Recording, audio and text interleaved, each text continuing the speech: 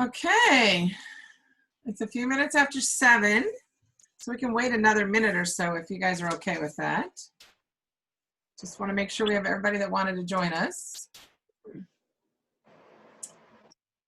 Okay, we have a couple of the Smith household people. There's Taryn. Hi, Taryn.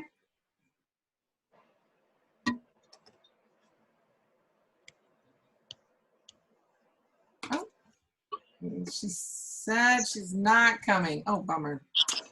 All right, so we should go ahead and get started. So welcome to our Thursdays at 7. I think this is like our 9th one, so it's been going on for a while. It's been fun. Tonight is brought to you by our friends at Octapharma. Thank you so much to Octapharma for their support. We're so delighted that companies like Octapharma supports us through this challenging time of COVID. So thank you so much, Harp. So she's going to join us in a couple of minutes. She said, sorry, I got sidetracked. I'm not home, but give me a couple minutes. So hopefully we'll have somebody else join us.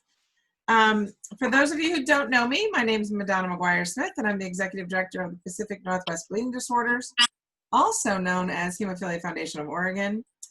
To get started, there's a couple of logistical things I'm going to recommend. One is if you don't want your video used in the recording or for us to have access to it, then just turn off your video. You can leave your microphone on, but we also suggest that you mute that. And if you don't mute it, I might mute you at some point in it if there's some noise that's coming in from the background. Where your name appears in the lower left-hand corner, it's probably best, it looks like everybody's already done it, but it's probably best to put just a first name or a nickname. That way it kind of protects your privacy. Also, it's best if you want to put it in the speaker view, because that way you'll see the yoga instructor the whole time, like a bigger version of the yoga instructor, and be able to follow along better. You don't have to, but speaker view makes it a little bit easier. If you have questions or comments, we ask that you put them in the chat box. You can also kind of raise your hand. I can kind of keep an eye on if people have comments, but the chat box gives us an opportunity to interact with comments or suggestions, so feel free to do that. And from time to time, I might share my screen, or someone of us might share our screens. So I'm going to show you. I'm going to share my screen and talk a little bit about the upcoming Thursdays at 7. So this week we have Octapharma. Next week we have Pat Torrey coming again. He always does something real exciting, but the treatment center is also going to do some things about readjusting to life after COVID. Then we have our virtual campfire at the end of June. And then in July, we have a couple of other new sponsors. So we have a lot of really fun stuff in the coming weeks. So I hope you'll join us. We're kind of wrapping up our Tuesdays at 2 lineup. That's been the support of the Hemophilia Center at OHSU. We did a really great core workout this week, and next week we have a 7-minute workout. Then the 23rd of June, we have a baking for strength, and I think we're going to make cinnamon rolls. So if you want to join us, you'll end up with some cinnamon rolls to eat afterwards. And then we're going to do another yoga session on the 30th with Curly Fry, if any of you know her from camp. So join us for our Tuesdays at 2. I also wanted to share my contact information again, just in case anyone needs it and wants to remember how to get in touch with me. And finally, as we've been doing for every one of our Thursdays at 7, we want to congratulate our class of 2020.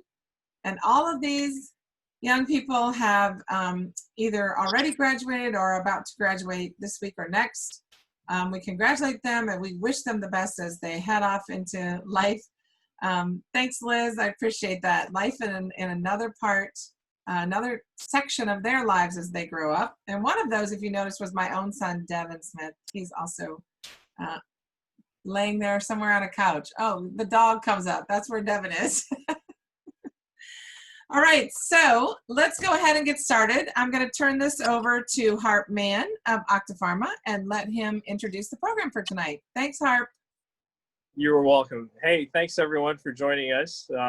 This was in the works for quite some time, and it's so nice to finally bring this to you and for the time that Corey has put into developing this for you guys.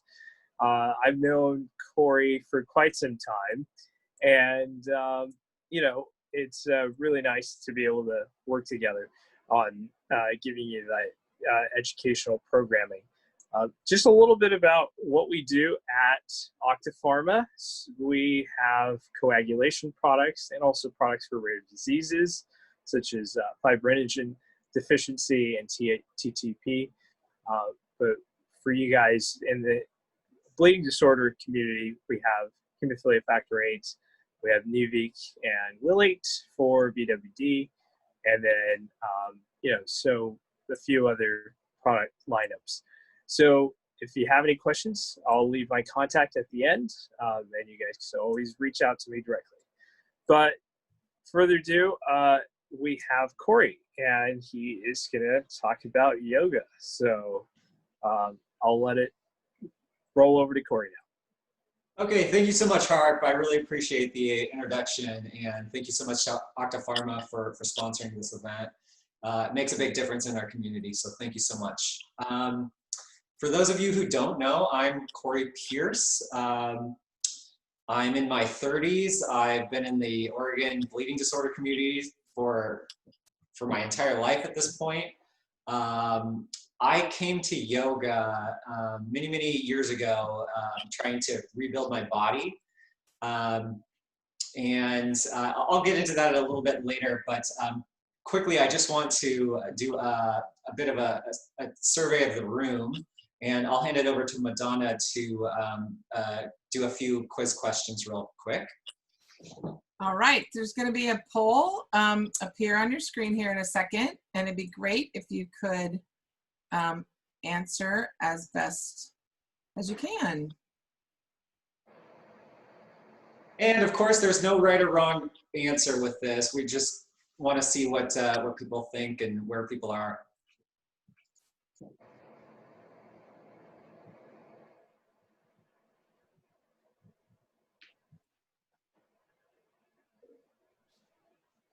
So we have most everybody. We have, it looks like maybe one person. So it's been about 30 seconds. We're going to go ahead and end the poll and show you the results. Okay, so let's see. It looks like most of you have done a little bit of yoga in the past, which I'm really happy to see. There's a few of you who have done it quite often.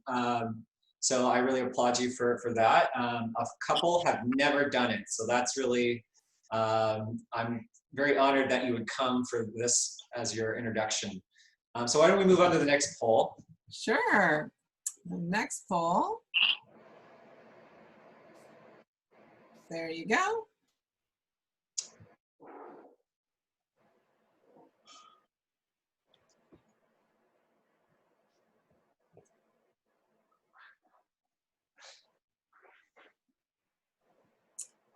Almost there. It's been about 20 seconds. We have a couple more.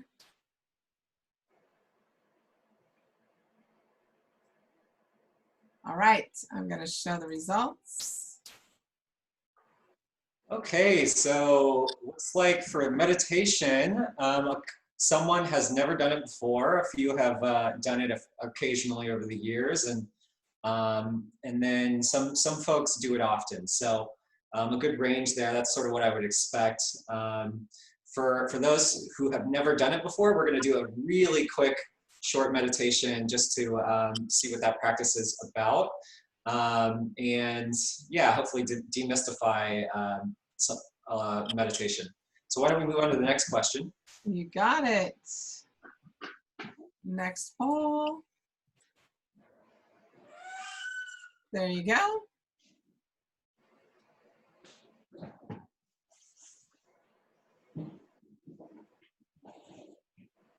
Everybody's slow to answer this one.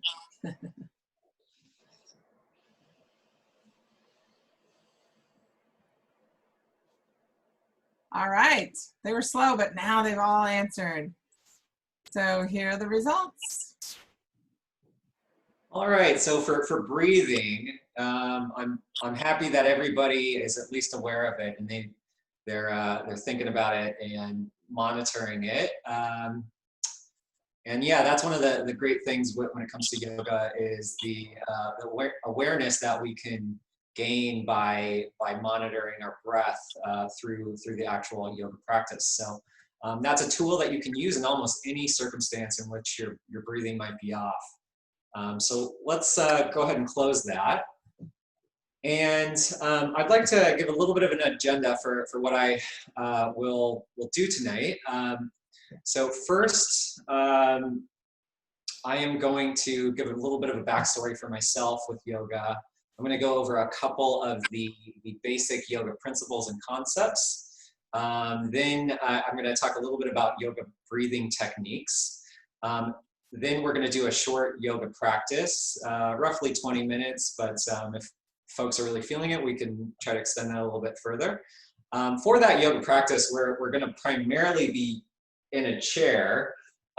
So if you are just seated at your computer with your chair, that should be fine. If you do happen to have a yoga mat and you want to do some of the full versions of the postures, you are welcome to do that.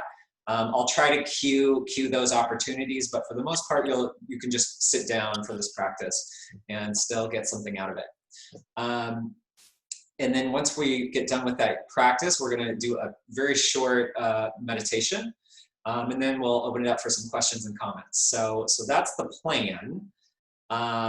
With that, can we go ahead and move into the second survey block, focusing on yoga, Madonna?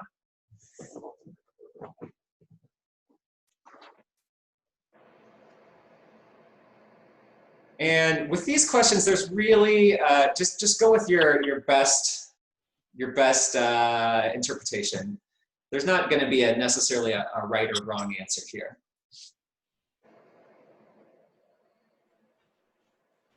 People were slow to respond at first, but they look like they're coming in now. There we go. I have to think about that one for a moment. Yeah, that one looks like some thinking. Okay, so what is yoga? Means for perceiving reality. Nobody answered that. I saw that as an answer online. So someone thinks that. Yoga is a tool for mastering oneself. The argument could be made for that. Connecting the body with the mind. That's another definition for yoga that I've seen quite often. So a lot of people went with that. Awkward poses, also true. And then linking breath with movement. That's probably the most contemporary interpretation of yoga. And that's certainly what you will encounter if you go to a yoga class at a studio. Typically, the focus is on linking your breath with actual postures and movements. So why don't we move on to the next question? Absolutely. Here's the next one. So what is the goal with yoga? I'm curious to see what people will come up with here. Oh. They're coming in.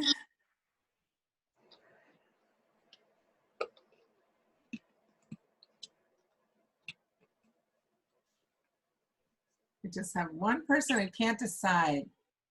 It seems like. We'll go ahead. There we go. We'll go ahead and end the polling. There you go. Okay, so what is the goal here? Is it physical fitness? Is it stress relief? Stilling the mind? Or calming the fluctuations of consciousness? It's probably all of these things. These are all valid reasons for doing yoga, in my mind.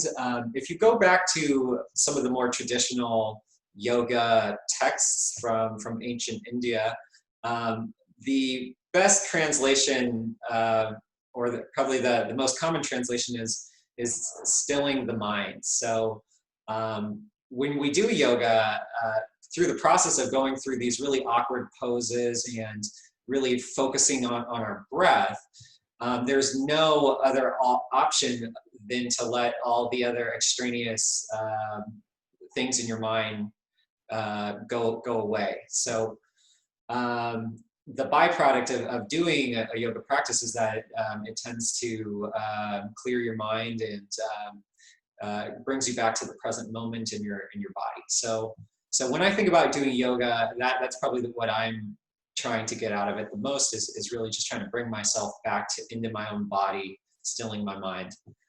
And I believe there's one more question. Yep, there's one more question with this group. And here you go.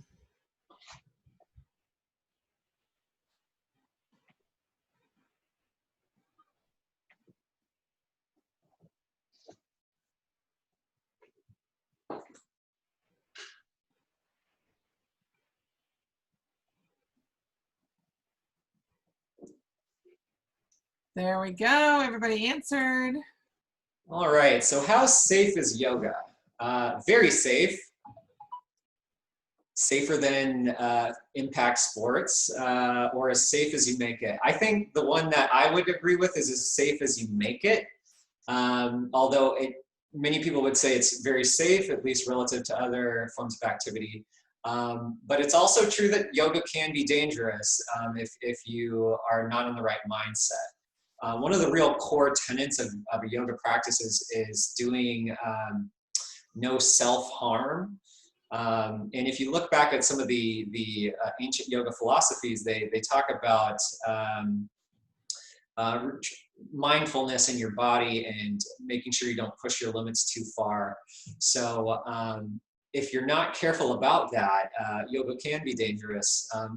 Certain type A personalities, it can be the case where you really want to push yourself in a posture, and it is possible to seriously injure yourself doing yoga. But if you're conscious of your body and your movements and your limits, it can be a very safe thing as well. So thank you for doing those quick surveys. I was just kind of curious what people where people were at with that. I wanted to go into a little bit about my own little backstory when it comes to yoga. As I mentioned, I came to yoga when I was trying to rebuild my body after having an ankle fusion, which is a pretty common thing for guys of my age and older, with how many ankle bleeds that we had throughout the years and throughout our childhood. So for me, it got to the point where I could barely walk. It was, I had a cane. I was coming to hemophilia camp, but then needing to get sent home because I couldn't hack it. I was kind of in a really bad spot when I was 20 years old, and it got to the point where I needed to have a fusion done and essentially put those bones permanently together. When you do that, however, you no longer can move your leg, and your calf muscles completely atrophy, and you end up with a big bowl of Jello on your leg. So as I was going through that process, I wasn't given a whole lot of direction at the time about how I could recover from that atrophy, and I just decided to go to a yoga class as soon as I was able to put weight on it. And given where my mind was at that point, really going through this challenging surgery and recovery process, and given the economy was in the dumps at the time, and I didn't have a job or anything, going to a yoga practice was a hugely beneficial thing for me, both physically and mentally at that time. And as I kept with it over the years, it really rehabilitated some of the problematic thoughts that I had in my mind that I had grown up with.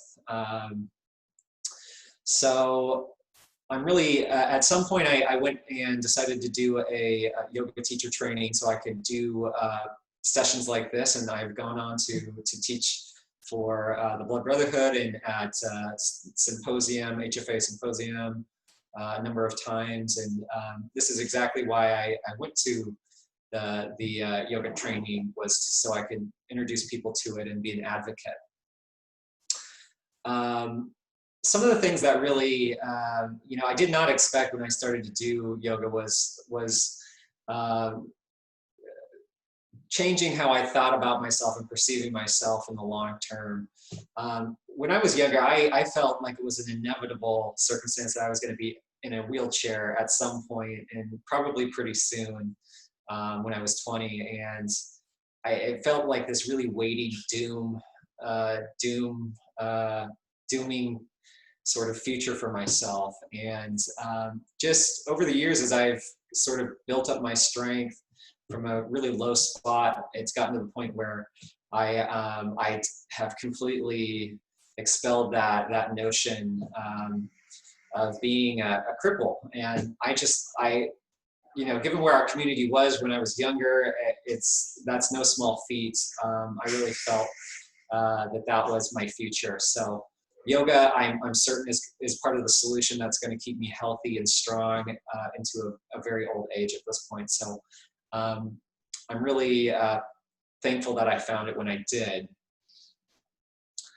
And one thing I'll say when it comes to yoga, I think the benefits that can be gained with yoga are without a doubt more potent for people who have bleeding disorders. And I say that because we have such small margins for error when it comes to our movements, our bodies, when we're out doing things. So I think the awareness and the focus and the balance and the strength, all of these things are just that much more important for people with bleeding disorders. So when we get a chance to exercise those skills, it's hugely impactful. So yeah, so going into yoga, a couple other key concepts I just want to talk about. It's a body and a mind practice. I say it's a body practice in that you're improving your strength and flexibility in your joints. But it's also a mind practice in that through the practice of breathing and going into these postures, if you're really putting intention and effort behind the postures, it's inevitable that all these extra thoughts in your mind sort of slip away. So it's a mind-body practice. Through the process of yoga, it's also considered a self-study. So what does this mean? Through doing yoga, we essentially come up against our limits time and time again, whether it be just how far you can stretch your elbow, you know, how far you go into a back bend, or how deep you go into a particular pose. You're always coming up against your limits. And as you do that, you learn more about your body and what it's capable of, and it will allow for greater confidence as you go into different circumstances. I think it's also a helpful practice in that it helps normalize pain.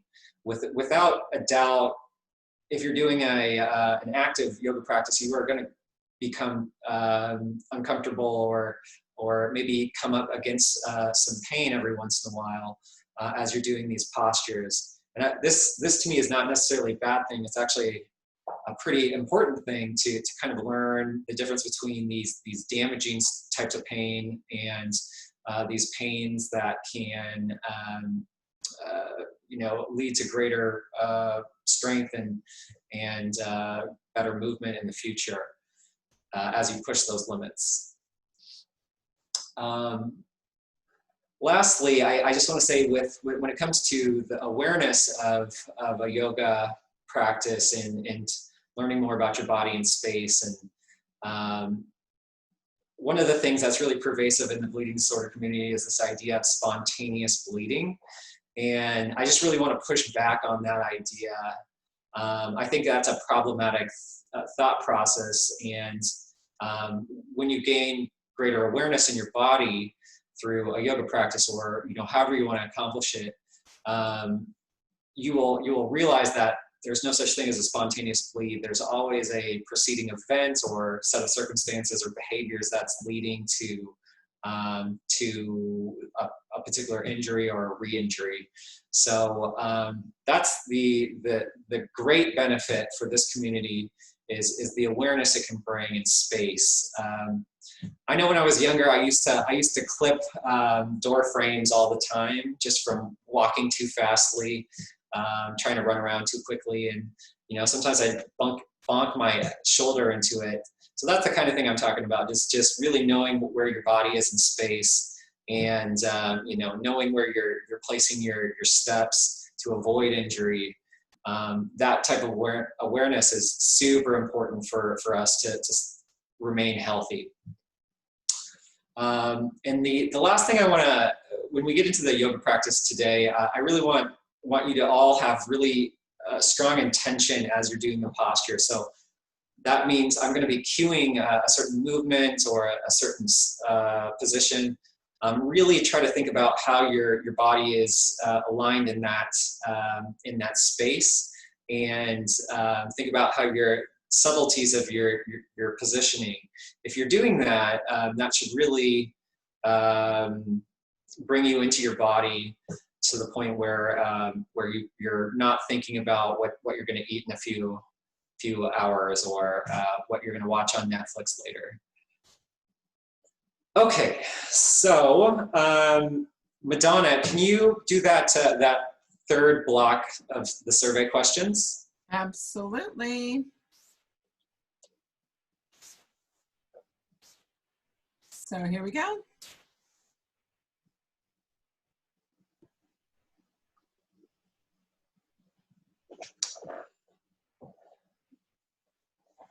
You can see we're getting a few in. So yeah, one of the big components of a yoga practice is the actual breathing, or the pranayama as it's known. And if you're going to a yoga studio, they're always going to focus in on this breathing aspect, and it's a really important part. So let's see, it looks like we have a pretty even spread of answers. We do. And really, there's not necessarily a wrong answer here. Okay, actually, wait. I want to say that it makes doing the poses safer for the body. That is not true at all. These other things you could argue are true in the practice of pranayama. So why don't we move on to the next question? Sure.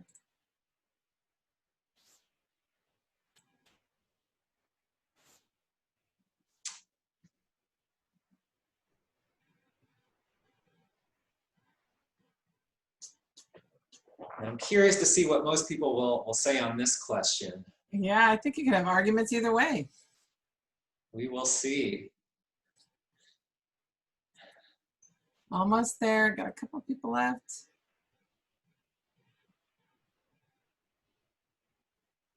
All right, here we go. All right, so is breathing a conscious or unconscious activity? It is both, obviously. So we have the ability to breathe without ever thinking about it. Unfortunately, when we let this happen, sometimes our breathing can really go kerflooey and out of whack. Think about when you're really stressed, you might start panting heavily, or something frightens you, your breathing increases, and this is because your heart rate is probably increased as well, and your body needs more oxygen it gets you into that fight or flight mode. However, it's also a conscious activity, and we can control it if we want to.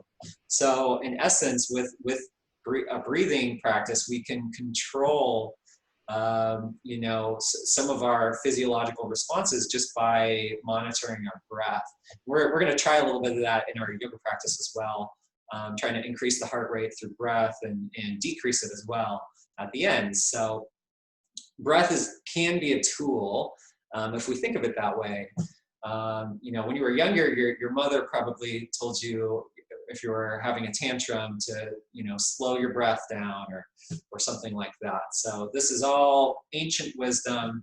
There's nothing magical about it, but it works, and we can use it to help us in circumstances where we don't think we have control, when we actually do have a bit of control. Okay, so with that in mind, why don't we get into our yoga practice? So if you have a chair, find your way into it, or feel free to get onto a mat as well. And as we're doing this, be conscious of how your body's feeling. If you're working through an injury, no need to push yourself at that moment in time. Just go ahead and do what you can, and we'll try to make it a a good experience for everybody. So the first thing we're going to try to do is a breath of fire technique. So as we're doing this breathing technique, we're going to position ourselves slightly forward in our chair. We're going to be a little bit forward. And what this breathing practice is we're going to be exhaling fast through our nostrils. And it's a little bit like you're about to blow your nose. And you're going to do it fast at a pace of.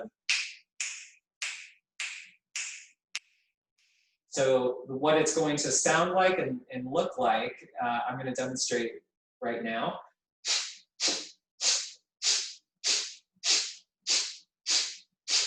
And as we're doing this, you don't really need to inhale. Your body's just going to rebound, and you're essentially going to inhale automatically. So why don't we go ahead and give that a try? Again, it's a little bit like blowing your nose. You're going to forcefully exhale through your nostrils, and I'm going to snap my fingers to do the rhythm. So we're going to do that about 20 times in a row.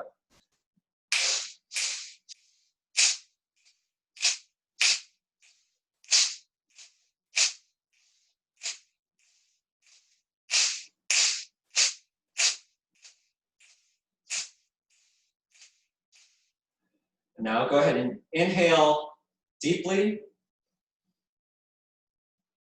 Hold at the top. And go ahead and exhale deeply.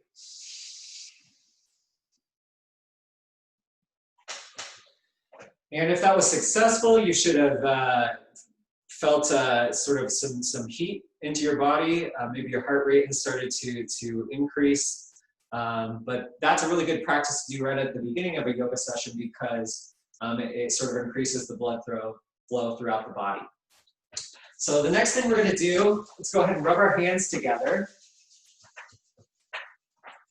Find yourself in a nice upright position in your chair. And once your hands have gotten some nice heat in there, go ahead and cup them to your eyes. And then go ahead and bend forward. Pressing your palms into your eye sockets. And just breathing deeply, inhaling and exhaling with intention. And keep this breathing practice going throughout the postures that we end up doing. And go ahead and release. From here, let's go ahead and do some wrist stretches. So go ahead and extend your left hand forward, and then bring your hand down, and go ahead and bend your wrist, your fingers towards your chest. And as we're doing this, we were wanting to keep our elbows straight and our shoulder locked in line with our other shoulder. And then go ahead and release, and then go ahead and bring the fingers up and back towards your face. And as we're doing this, try to see if you can stick your thumb out a little bit. See if you can pull your thumb back as well. That's probably not going to move very much, but that's okay. And go ahead and release that.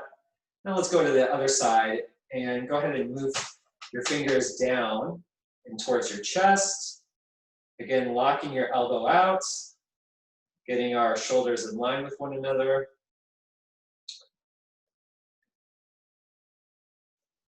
And go ahead and release, and then bring the fingers up. And then bringing those towards your face with your other hand. And then seeing if you can stick your thumb out and bring that back as well as you're doing this.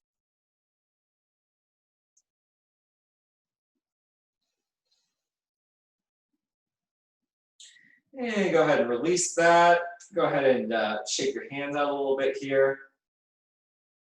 Go ahead and rotate them around. And give your whole arms, give everything a shake here. Okay, so from here, we're going to do some quick inhale breathing. So Clasping our elbows here, go ahead and inhale, hands go up.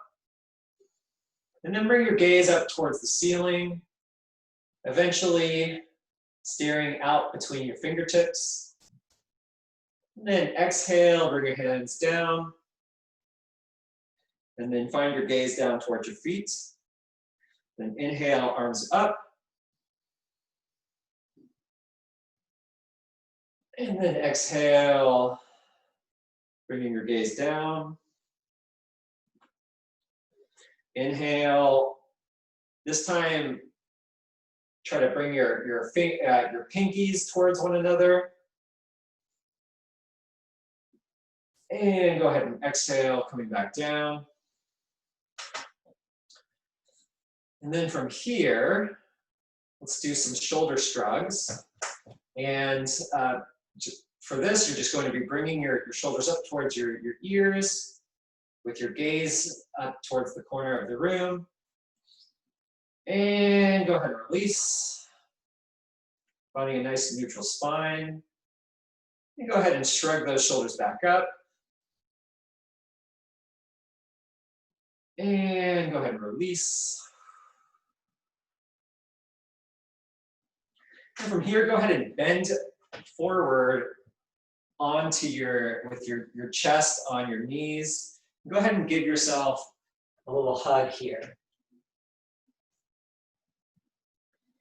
And then letting your head drop down.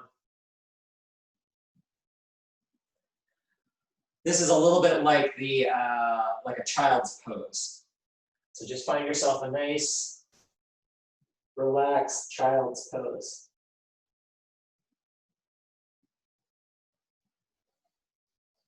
Then go ahead and come back up. And from here, we're going to do some neck rolls. And we're going to start with our left ear to our left shoulder. Then go ahead and bend backwards, rotating around. And then chin to chest. Go ahead and just rotate in a clockwise or counterclockwise fashion.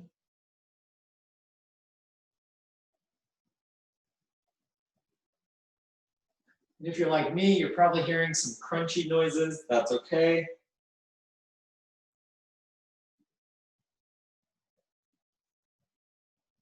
And go ahead and rotate the other way now.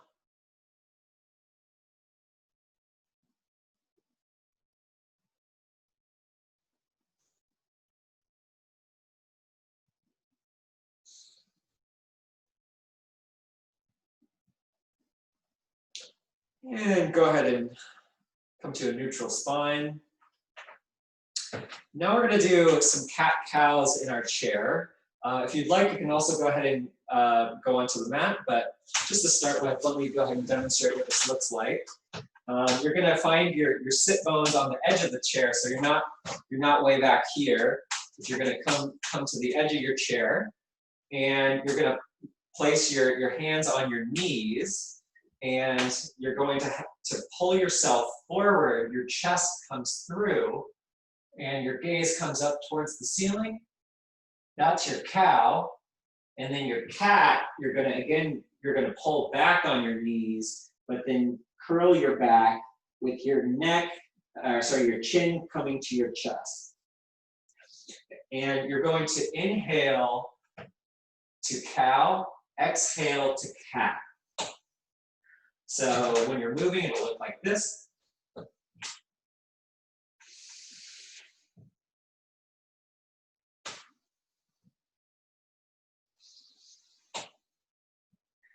And go ahead and just do that with your own breath for 3 cycles. While I go ahead and demonstrate also on the mat, if you'd like to do it there. For that, you just find yourself with your knees about hip distance apart. Your hands are below your shoulders. And you're just going to exhale to cat. And then inhale, dipping your stomach. And your gaze comes up.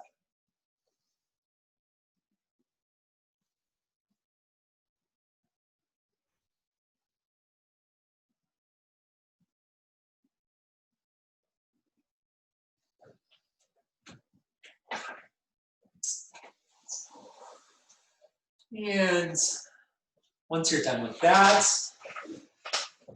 come back to a neutral spine on the edge of your chair. From here, we are going to extend our ankle, our legs out. And we're going to straighten our right leg and then extend our toes as far forward as we can. And then we're going to pull our toes back up towards ourselves. So really right here, we're just trying to stretch our ankle out.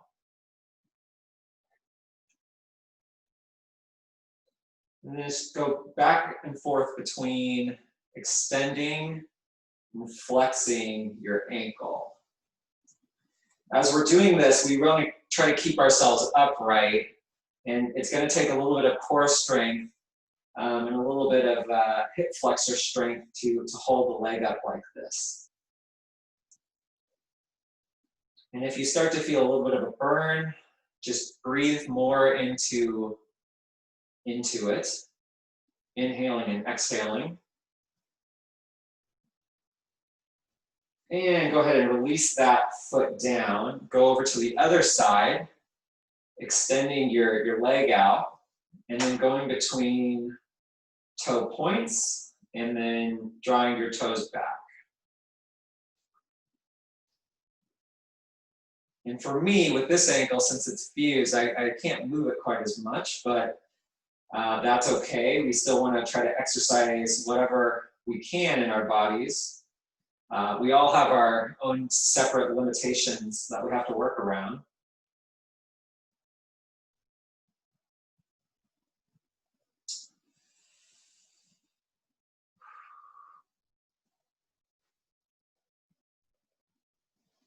Then go ahead and bring that down. And then from here, we're going to open our legs out wide, and we're going to take our right hand, we're going to bring it down to the ground right between our feet, and then we're going to extend our left hand up towards the sky. This is going to be a spinal twist, and we're going to really try to open up our chest as we're doing this. And I'll show you this from another angle.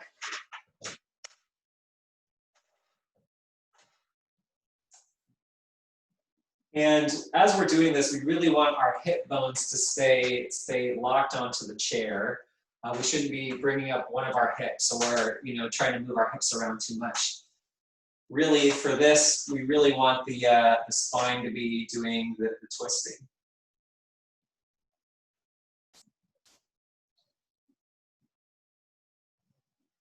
And go ahead and release that left hand down towards the ground, and then placing it between our feet. And then we're going to do the other side, bringing our right hand up towards the ceiling with our gaze up towards our fingertips.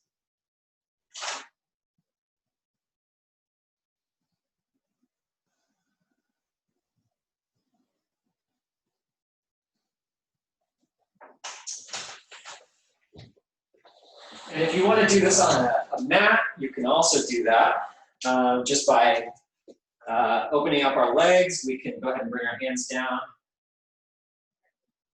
to the ground, making sort of a triangle between our feet and our hand, and then our gaze comes up towards our fingers again.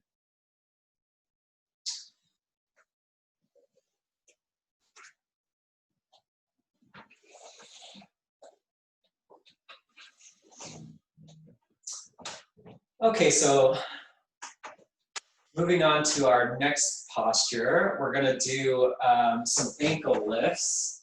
So you can go ahead and stand up for this, or you can even just stay seated on the ground and do it while sitting. But for this, you're just going to be raising your heels up, and you can do that 1 foot at a time.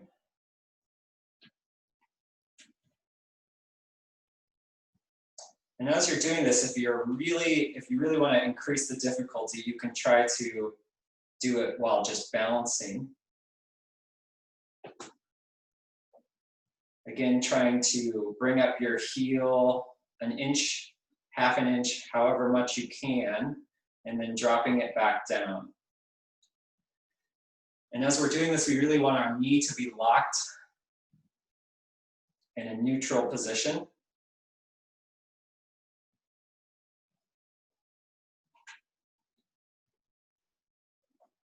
Go ahead and move on to the other side if you're doing one side at a time. Bringing your knee up.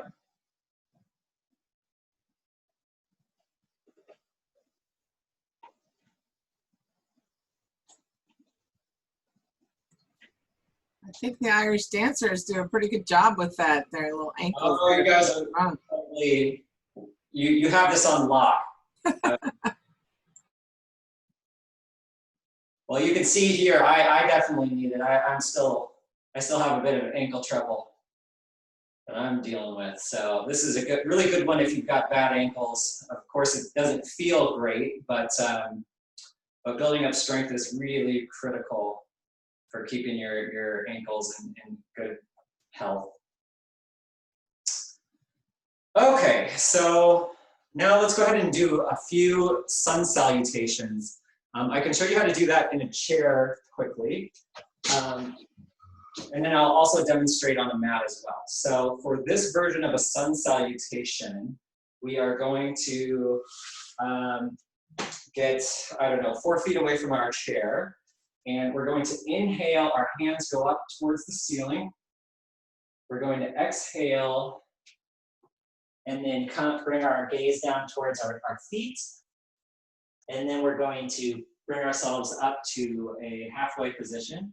And then we're going to put our hands onto our chair. And then this would be our downward dog in the chair position, version of this series.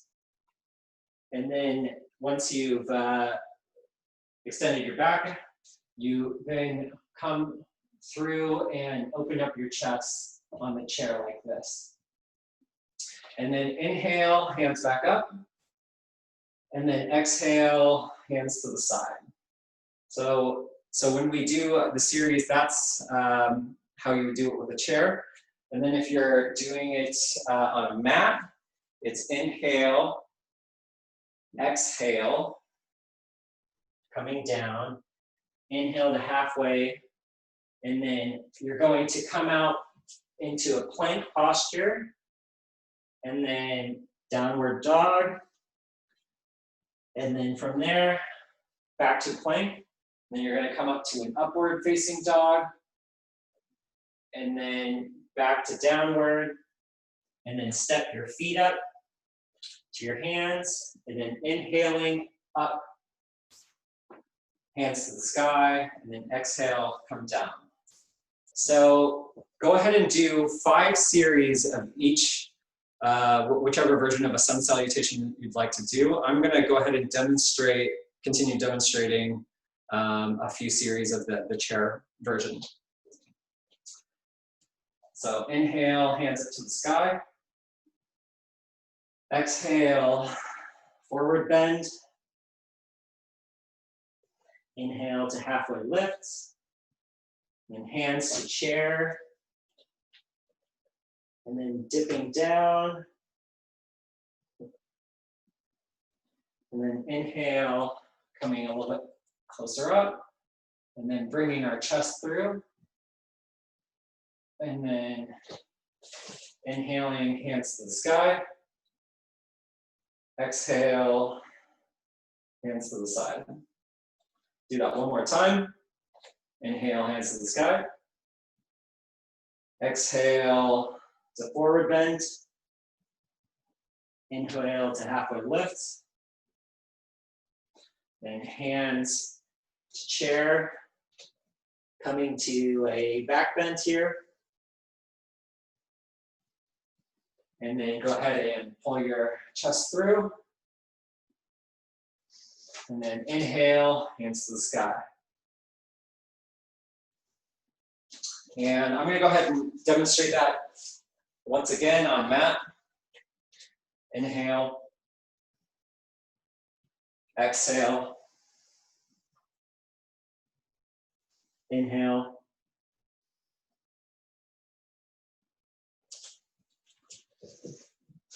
To downward dog.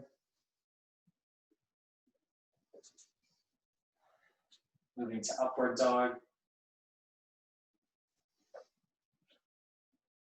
Back to downward dog.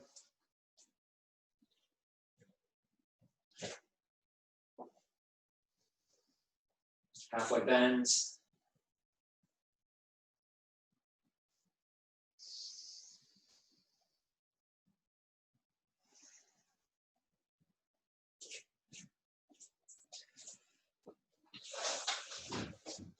So I'm not sure where everybody's at. Looks like folks are still doing that. So I'll give you one more cycle. But once you've come to standing posture,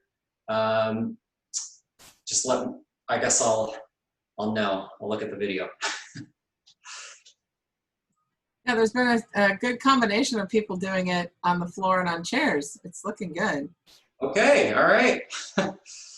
I wanted it to be inclusive for everyone, so it's great. I'm glad folks are taking both options.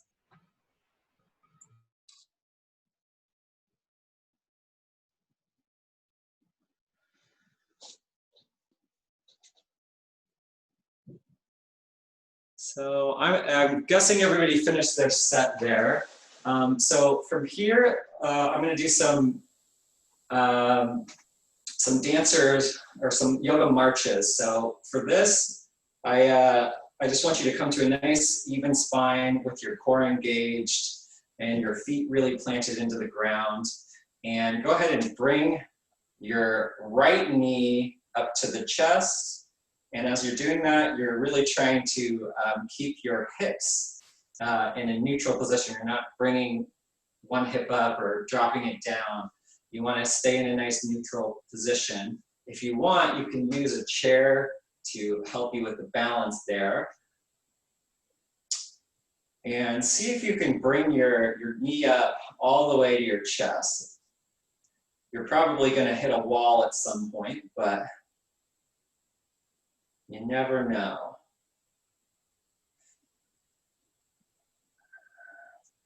Go ahead and release that back down, and then move on to the other side. Finding a nice solid base, and then bringing your left knee up towards the chest. Again, using the chair if you need to.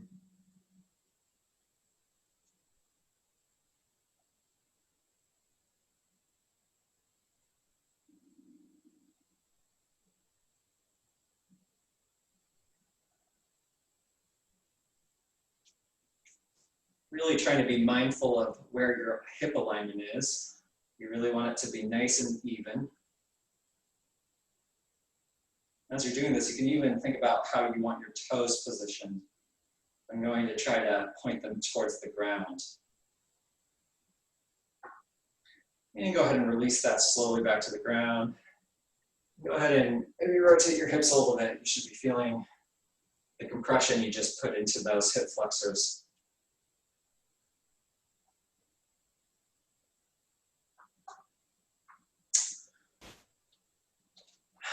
And then from here, let's go ahead and come into a chair posture. So you can either use your chair for this, or if you're confident, you can do it without a chair. But in the chair posture, we really want to, it's like we're about to sit in a chair, and you're going to bring your butt towards the ground as much as you can. Your arms are extended out. These will help you balance as you're getting into that position. And you just come down as far as you can. For me, I cannot get very far because of my fused ankle, but that's okay. And you can even use the chair out in front of you as well to help you get a little bit further too. To help you balance.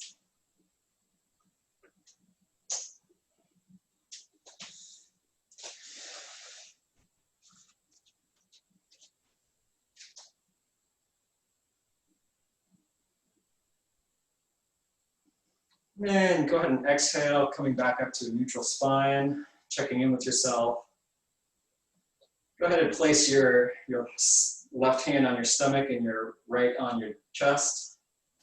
Take a moment to just check in with your body.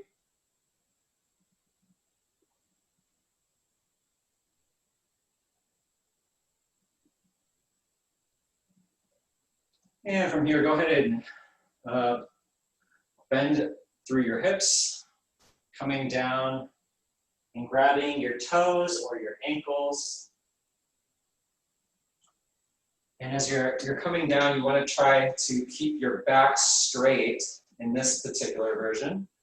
So it's like you keep your back straight, and then if you can get all the way down to your toes, that's great. Otherwise, just go ahead and put your hands on your shins or maybe on your ankles.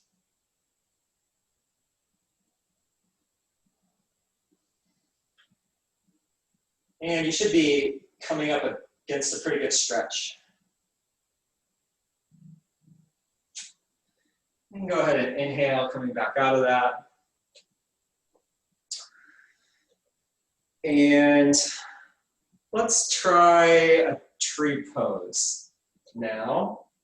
So using your chair, or if you're confident with your balance, you can just go ahead and bring your right ankle into your inner left thigh. That's one version you can do. As we're standing here, we really want to lock our knee, our standing knee. And again, with our hips, we really want to try to keep them balanced and not too far up. We try to keep them in a neutral position. We can do different hand postures here. Hands to heart center, maybe even hands to the sky.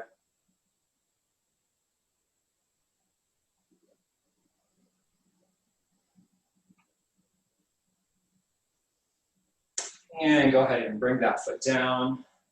And the left foot goes up to the inner right thigh. Then we can use the chair for some balance, or if we're confident, just bringing our hands to our heart center. Maybe hands to the sky.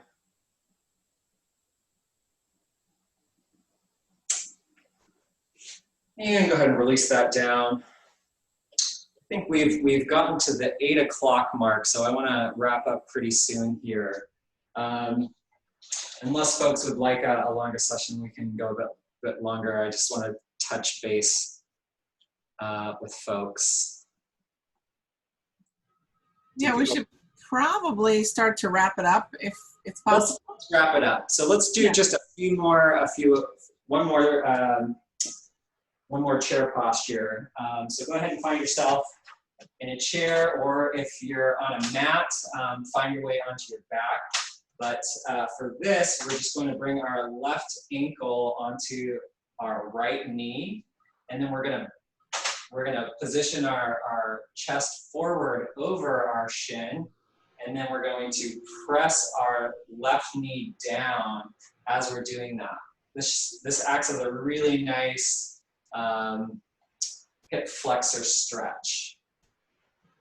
And you can increase the intensity by pressing a little bit harder into your left knee. And go ahead and pull out of that. Let's do the other side now. The right ankle goes over the left knee.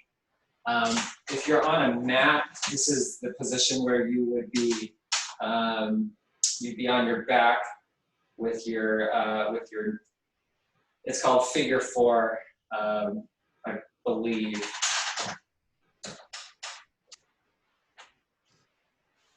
And then coming out of that, go ahead and bring yourself back into our version of the child's pose. And go ahead and just bring your chest over your knees and in a nice neutral knee position. And go ahead and hug your knees.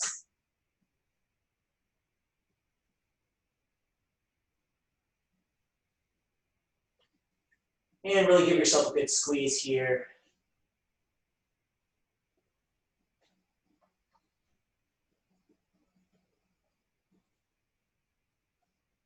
then go ahead and inhale, coming back up. And just to finish up, I wanted to do one more breathing exercise. This is the kind of the exhale retention breathing exercise. So for this, we're going to inhale for about 5 seconds. We're going to exhale for 5 seconds. Then we're going to hold. We're going to lock our throat and not inhale for about 5 seconds. And then we're going to inhale. So essentially, with this breathing technique, you're withholding oxygen from your body for a short period of time, which sometimes has the effect of increasing the size of your blood vessels and improving blood flow. So just to demonstrate, it would be inhale for 5 seconds, exhale, and then lock the throat. A lot of times you can just bend your chin down. And then after 5 seconds, inhale again.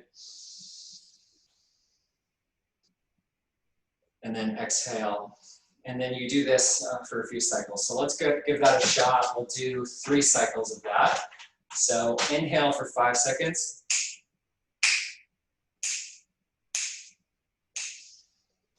Go ahead and exhale.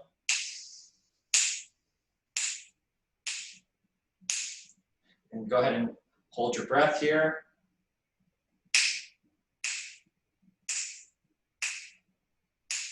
Then go ahead and inhale for 5.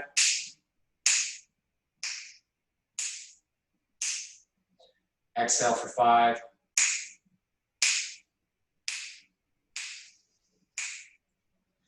Then go ahead and lock your throat.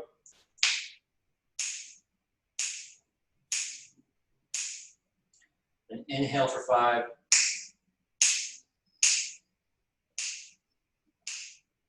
And exhale entirely. And this is another energizing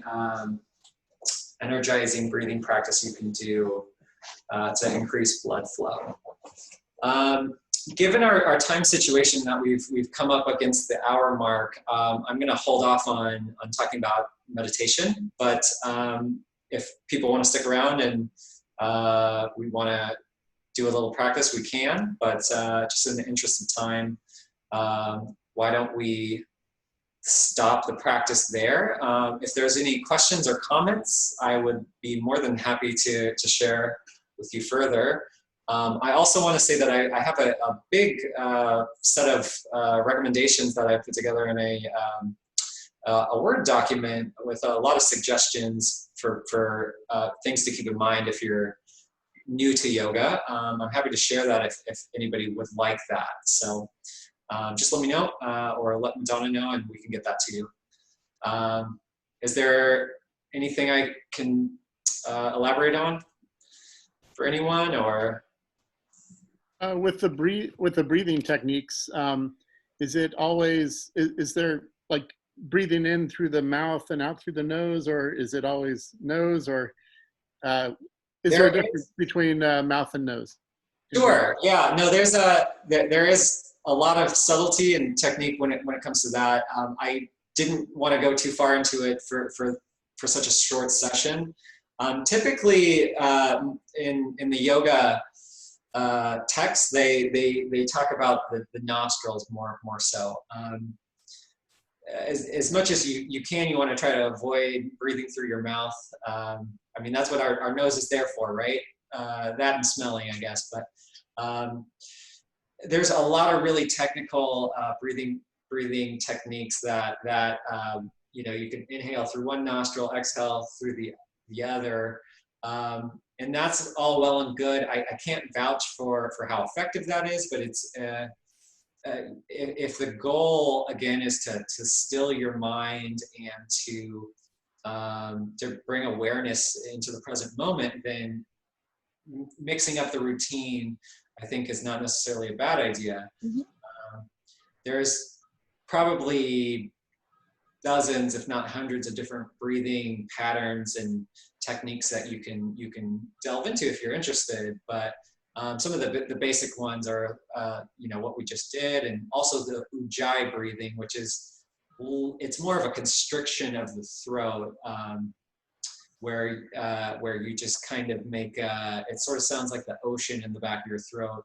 And you still breathe through your nose as you're doing that. It sounds a bit like this.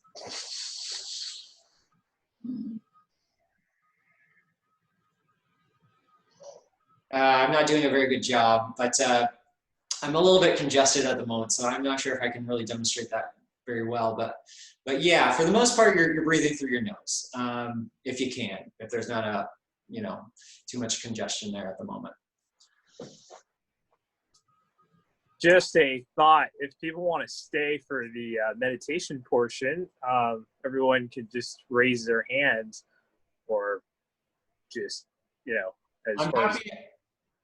Yeah, if you'd like, I can just go ahead and do it. You're welcome to sign off whenever. No offense taken if you decide to leave. Liz, I saw you doing a lot of yoga positions. It looks like you've done this before.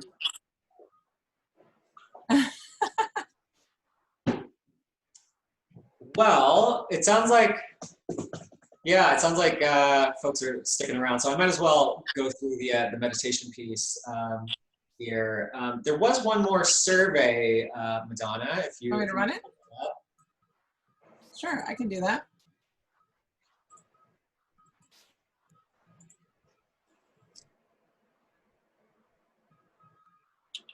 So what is the goal of meditation?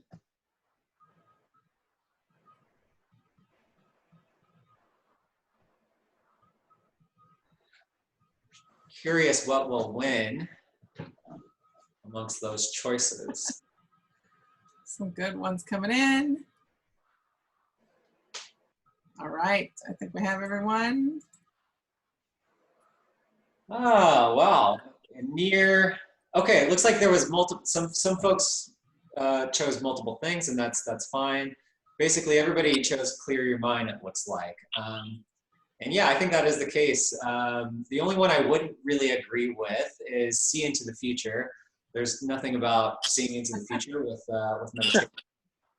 Certainly, it can allow you to kind of reset your mind and focus if you have a regular meditation practice. And yeah, becoming aware of the present moment, that's a huge one as well.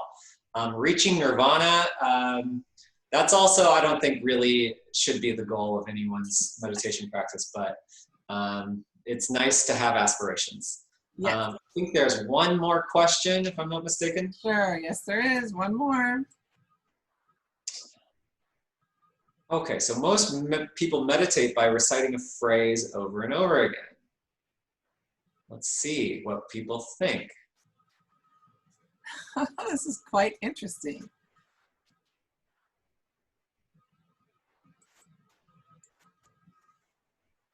Well, okay. So a few people seem to think that that was true, and I don't know if there's ever been a study on how most people do it, but really a meditation can be done any number of ways. I think it's fairly common to recite a phrase or I'm drawing a blank on what you call that, a mantra over and over again. I think that's a very common way of doing a meditation, but it's certainly not the only way, and there's countless ways you can meditate. So as part of a kind of a yoga and breathing practice, meditation is also really beneficial for a couple different reasons. Again, we've sort of hit on it with yoga and breathing, but it really can bring you back into your present moment, into your body.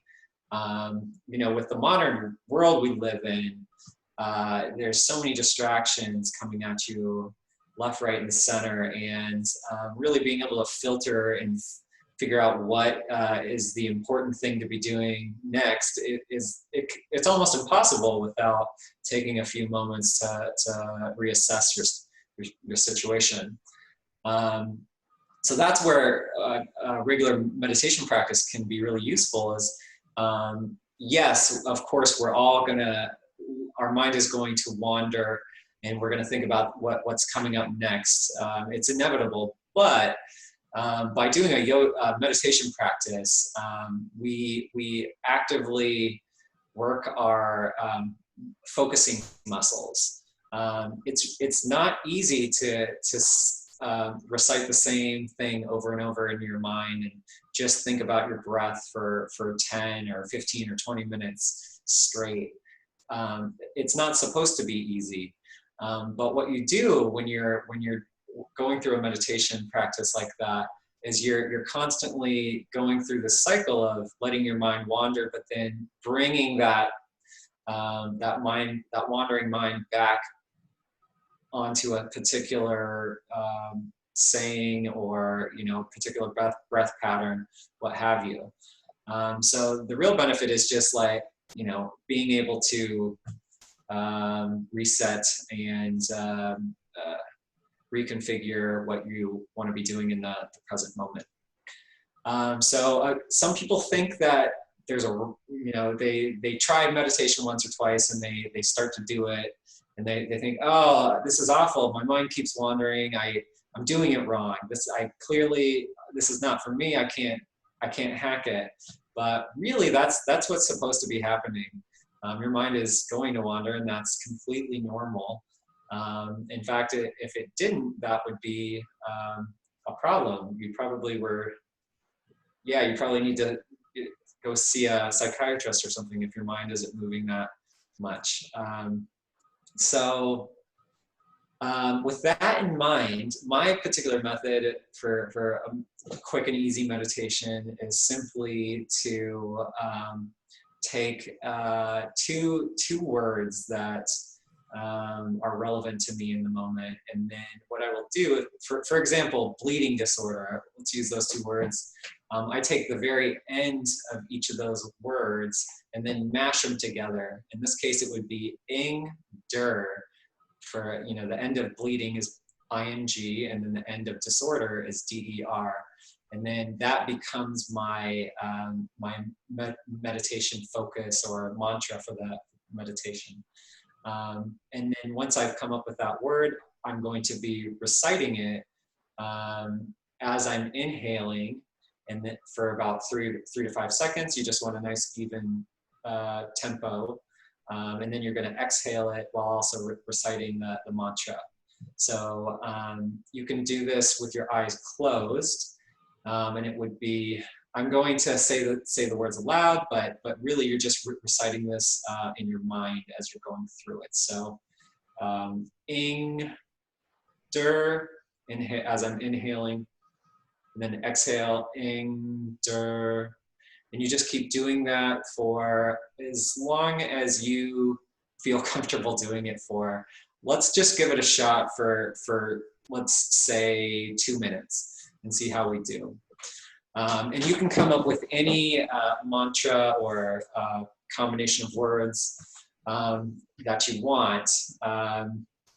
Ideally, you don't want to have a really complex message that you're reciting, because it will sort of kickstart your mind wandering. So that's why sort of a nonsense word is probably best as you're trying to meditate.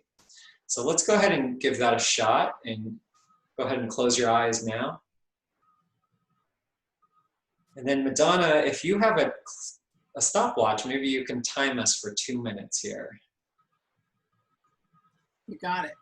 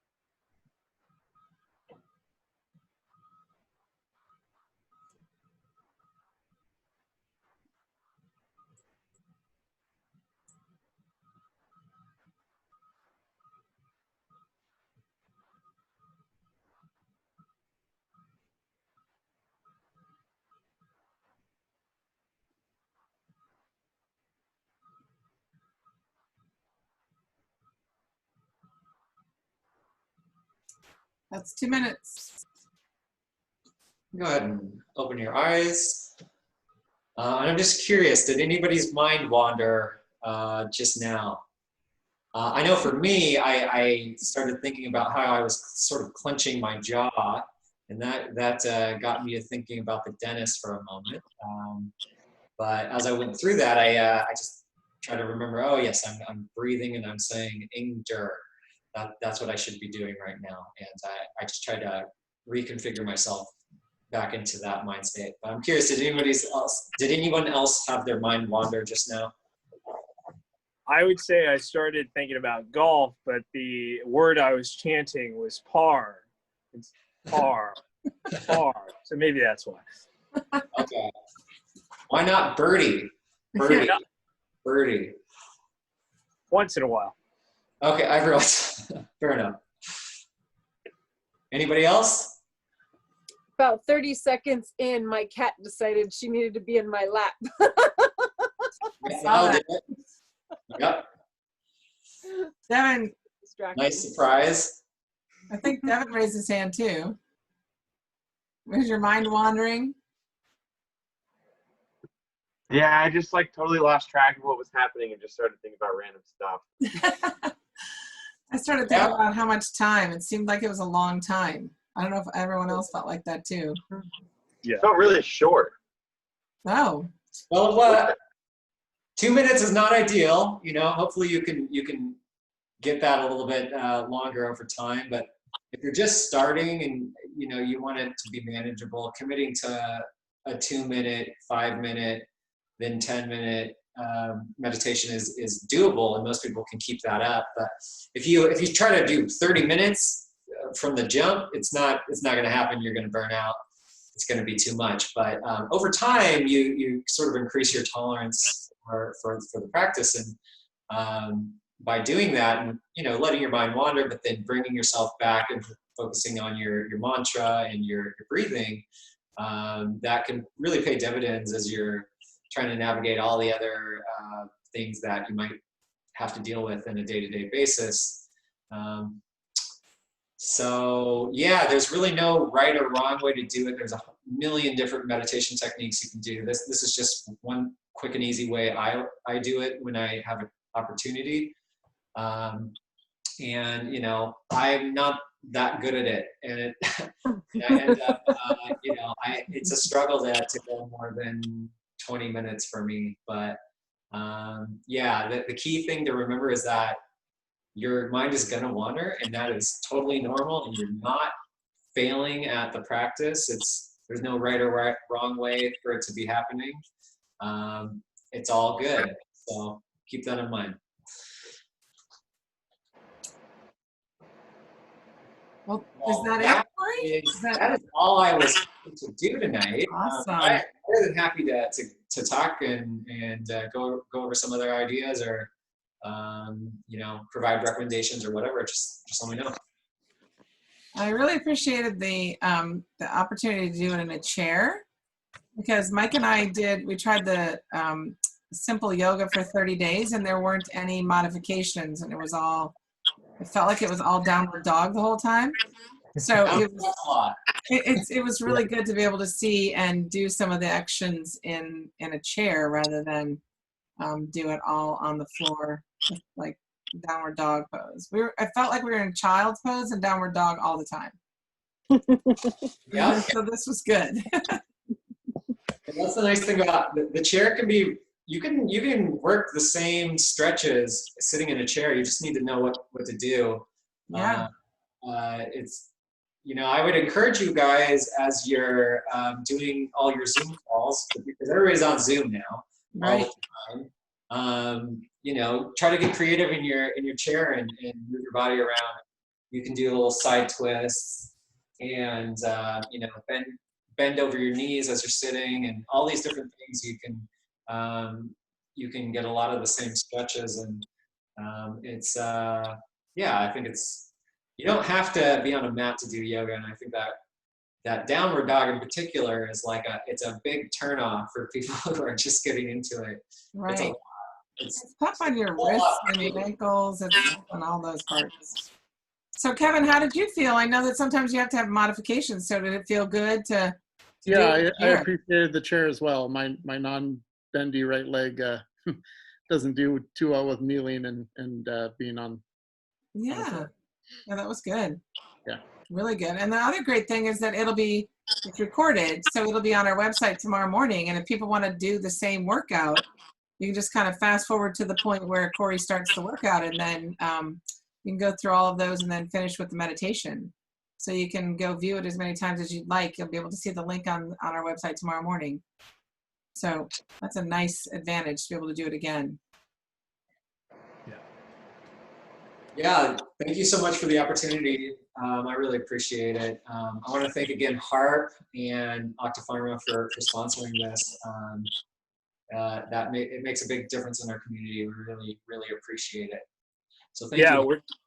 We're happy to put this out there, and I think that I just wanted to thank you for making it adaptive to our hemophilia community and especially our adult population. Otherwise, like Madonna said, is maybe not going to think about yoga when it comes to increasing their mobility, which is especially needed in a time like we find ourselves in with this pandemic, where daily walking is just decreased, and other forms of outdoor activities are limited just because of the current situation.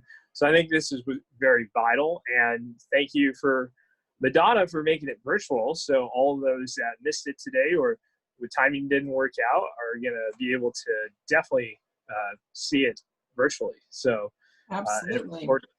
Yeah. So on Sunday, we'll send out another link to the video. So if people want to go back and try it for the first time, they're welcome to do it. They'll be reminded of it when they get an email on Sunday.